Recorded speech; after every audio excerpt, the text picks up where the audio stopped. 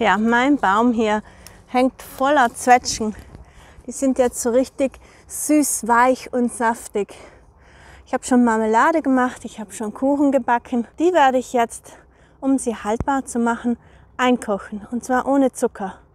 Wie das geht, zeige ich euch in diesem Video.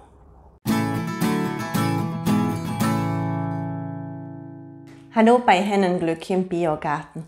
Ja, jetzt sind sie reif, die Zwetschgen, und sie wollen dringend verarbeitet werden. Ich werde diese hier heute trocken einkochen, das heißt ohne Zucker und ohne Wasser. Ich werde keinen Sud machen und wenn ihr wissen wollt, wie das geht, dann bleibt dran. Als erstes wasche ich die Zwetschgen mit viel Wasser. Dabei entferne ich nicht nur die Stängel und diese mehlige Schicht, mit der die Früchte bedeckt sind, sondern kann auch diejenigen Zwetschgen aussortieren, die nicht ganz einwandfrei sind. Die Zwetschgen sollten schön reif, aber noch nicht allzu weich sein. Mit einem Längsschnitt halbiere ich die Früchte und entferne den Stein. Bei reifen Zwetschgen sollte er sich eigentlich ganz leicht lösen.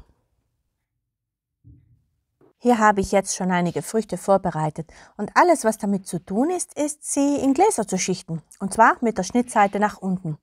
Natürlich müssen die Gläser und alles Material, das mit den Früchten in Berührung kommt, gründlich sauber sein. Ist gar nicht so einfach, die Zwetschgenhälften in die Gläser zu füllen. Die Dinger drehen sich immer um und kommen mit der Rundung nach unten zu liegen. Aber die widerspenstigen Früchte, die müssen nämlich auf der Schnittseite liegen, damit der Saft austreten kann, weil sie werden ja nicht mit einem Sud aufgegossen. Und sie müssen dicht an dicht ins Glas geschichtet werden, sodass möglichst wenig Luft in den Zwischenräumen ist. Denn wir wollen beim Einkochen in den Gläsern ein Vakuum erzeugen. Das ist wichtig für die Haltbarkeit, denn wo keine Luft ist, haben Keime wenig Chancen, sich zu vermehren. Zu den Gläsern erzähle ich später mehr. Hier war früher mal Schokocreme drin, jetzt passt fast ein halbes Kilo Zwetschgen rein. Praktischerweise sind die meisten Schraubgläser unten etwas weiter als beim Verschluss und so kann man die Zwetschgen noch schön unter den Rand reindrücken. Sollten dabei ein paar Früchte leicht gequetscht werden, macht das nichts, denn beim Kochen werden sie sowieso weich und sinken ein wenig zusammen.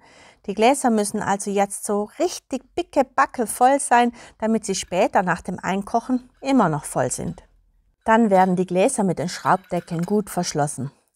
Bei dieser Einkochmethode braucht es weder Wasser noch Zucker. Die Zwetschgen garen im eigenen Saft, da kommt sonst nichts rein. Unsere mit Pflaumen dicht gefüllten Gläser kommen jetzt in einen Topf. Das muss kein Einkochautomat sein, das kann auch ein ganz normaler großer Topf sein. Wichtig ist dabei, dass das Wasser im Topf die gleiche Temperatur hat wie die Pflaumen, also so ungefähr Zimmertemperatur. Kein heißes Wasser nehmen, sondern ein lauwarmes Wasser nehmen. Und da stellen wir jetzt die Gläser hinein. Und ich habe das vorhin ausprobiert. Meine 5 Gläser haben genau Platz. Und das Wasser sollte sie fast bedecken. Ein zusammengefaltetes Geschirrtuch, das man unter die Gläser in den Topf legt, ist ganz praktisch, denn das verhindert, dass die Gläser beim Kochen sich bewegen können. Ich habe da noch einen Tipp für euch.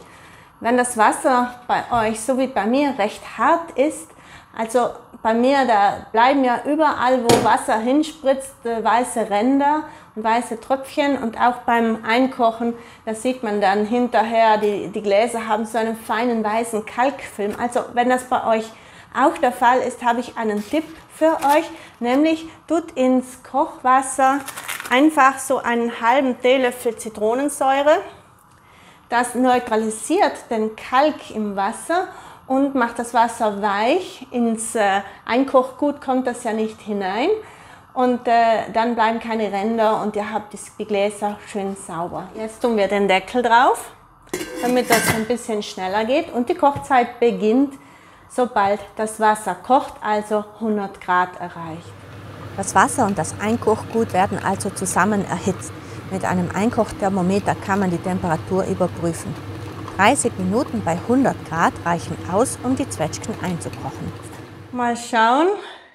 Ich habe es schon ausgeschaltet und jetzt muss ich die Gläser herausnehmen. Dafür schütze ich meine Hände, denn ich habe hier keine Zange, mit der ich die Gläser anfassen kann. So was fehlt mir in meinem Haushalt.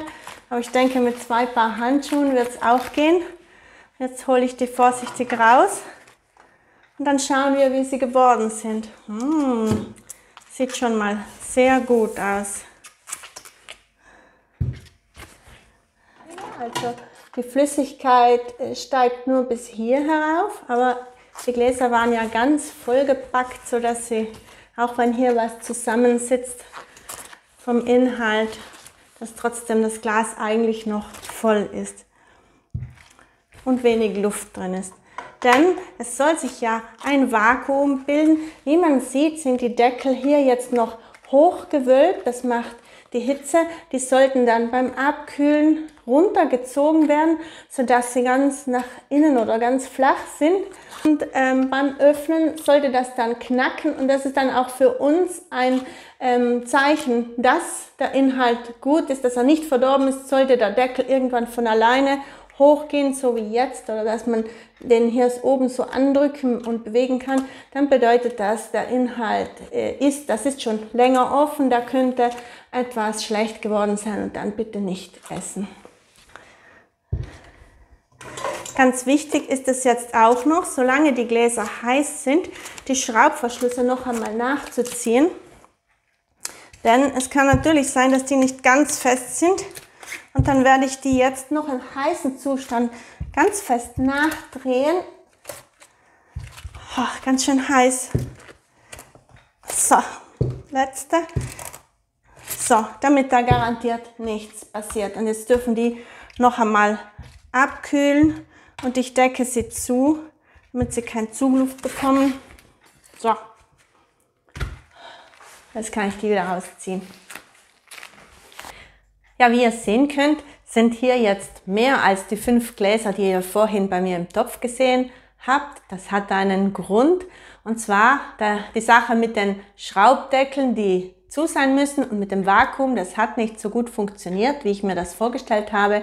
Von den 5 Gläsern sind 4 nicht zugegangen, haben kein Vakuum gebildet, was wahrscheinlich eher an den Deckeln liegt und an den Gläsern und weniger an der Einkochmethode. Ich habe die dann auch sogar nochmal ins Wasser gestellt und habe sie noch einmal erhitzt und noch einmal für 10 Minuten im Wasserbad eingekocht. Die haben sich nicht geschlossen. Die gute Nachricht dabei ist, wir haben dann sofort eins der Gläser geöffnet und ich kann euch nur sagen, das ist das allerleckerste Pflaumen- oder Zwetschgenkompott, das ich je gegessen habe, und mein Mann hat gleich das ganze Glas leer gegessen und man merkt überhaupt nicht, dass da kein Zucker drin ist. Es schmeckt süß, es schmeckt weich, so samtig mit dem Saft. Also die Zwetschgen, die sind im eigenen Saft gegart und sie schmecken einfach herrlich. Ich kann das nur jedem empfehlen, mal zu probieren. Die Deckel haben nicht zugehalten, aber das hat mich nicht davon abgehalten, die gleiche Methode noch einmal anzuwenden, natürlich mit anderen Gläsern. Ich bin gleich noch einmal in den Garten, der Baum hat noch Zwetschgen, hat noch Früchte. Ich habe gleich noch einmal 5 Gläser gekocht und bei diesen Gläsern, das ist der Vorteil, man kann die Gläser immer weiter verwenden, wenn sie nicht beschädigt sind, und die Deckel kann man nachkaufen. Falls die Dichtung innen spröde wird oder falls sie Geruch annimmt, kann man die alten Deckel einfach wegwerfen und neue verwenden, und das hat super geklappt. Die sind perfekt eingekocht. Damit möchte ich mich verabschieden von euch. Danke fürs Zuschauen, danke für euer Interesse. Ich hoffe, ihr gebt mir ein Like, schreibt mir auch einen netten Kommentar, teilt das Video und seid das nächste Mal wieder dabei bei Hennenglück im Biogarten. Tschüss und bis bald.